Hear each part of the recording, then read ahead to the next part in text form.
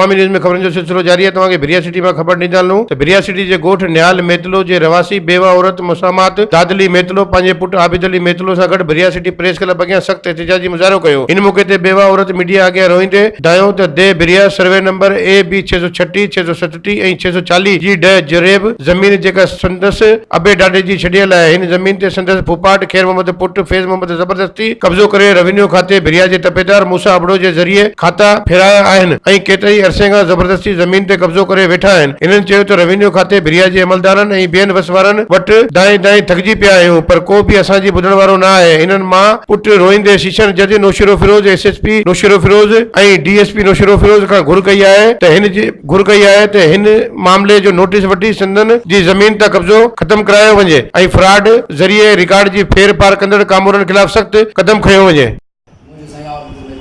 अच्छा आबिद ही माना हाणे तुंहिंजी माना छा थो चवणु चाहीं तूं? असांखे इंसाफ़ खपे, पंहिंजो हक़ खपे। अच्छा के तुंहिंजा खाता चेंज कया आहिनि? मुंहिंजो मुख़्तियार कार ऐं तपेदार रुशत वठी आहे, उन खे 10 लख तपेदार जो नालो छा आहे? तपेदार मूंसो नालो चवे थो मां शाह बि माया, हसन शाह बि माया, अमरादरी शाह बि माया, हर शइ माया। मूंखे गले मोटी न कपूर हेॾो ऑफिस में न आहे। अच्छा मां SP तक वियो आहियां, दरख़्वास्त लिखी 20 तारीख़ हुन लिखी ॾिनी आहे मुख़्तियार कार तेगू खणी आयो ऑफिस में।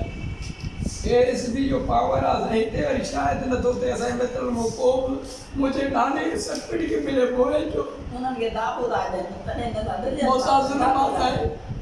ठीक ख़ैर मत मुंहिंजे पुफीअ जो पुटु आहे। मुंहिंजो पीउ वालिद साहिबु नालो हुअसि कमीसो। अच्छा उनखे ॿियो औलाद कोन्हे। ॿिन्हिनि चाचो आहे, ॿियो चाचो हाजी, उहो वीचारो मरी वियो आहे। ॿिन्हिनि भाउनि जे विच ते मां न्याणी हिकिड़ी आहियां। फैसलो साईं फैसलो हसन शाह कयो आहे, सभिनी कयो आहे। साईं इब्राहिम शाह ख़त ॾिना खनि त फैसलो नथा मञनि। मुंहिंजो चवणु इहो आहे, ॿाहूं ॿधी अर्ज़ु थी कयां। अच्छा जेके तव्हांजी मिल्कियत में माना तव्हां पंहिंजी दावा था कनि उहे तव्हांजा छा थियनि? उहे मुंहिंजे पुफीअ जो पुटु। अच्छा उहे तव्हांजी पुफी आहे पुटु पुफीअ जा पुटु। ऐं मिल्कियत जेका आहे उहा कंहिंजी आहे? उहा मुंहिंजे ॾाॾे जी आहे। माना तव्हांजी आहे उहा मिल्कियत? ई जो रिसोलाणी दी चाचे नालो छा आहे उनजो जेको तव्हांजी पुफीअ जो पुटु आहे? उनजो ख़ैर मत नालो आहे। ख़ैर मोहम्मद। हा अच्छा घणा ऐं मिल्कियत जेकी तव्हांजे ॾाॾे जी आहे वालिद जी आहे? हा वालिद साहिबु ॾाॾे जी आहे। हाणे रकाट अॻिते पोइते कया कनि। हिकिड़ी मिल्कियत आहे तुंहिंजे चाचे जी।